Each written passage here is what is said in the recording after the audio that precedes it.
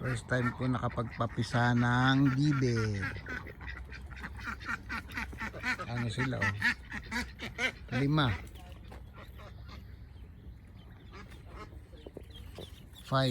Ayun.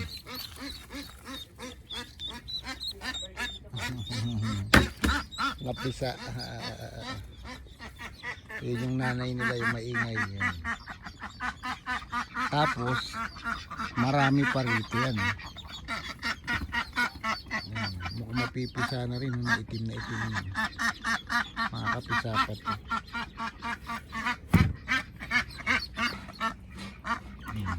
Yan yung ano. First time ko makapagpapisa. 5 ducks pa.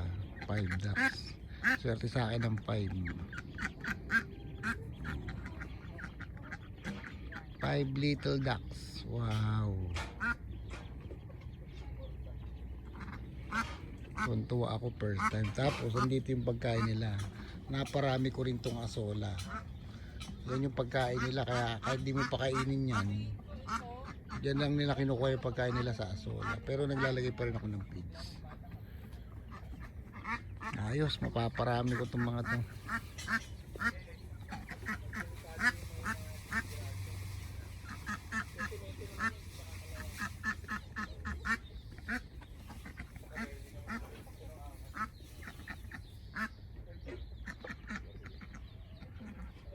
Galing ano, nakapagparami ko ng duck.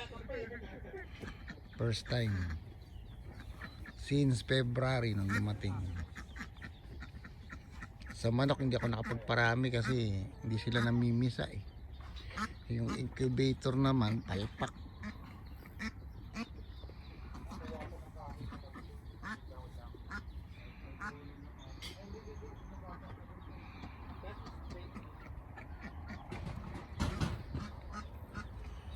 Yung mga chicken ko kabila.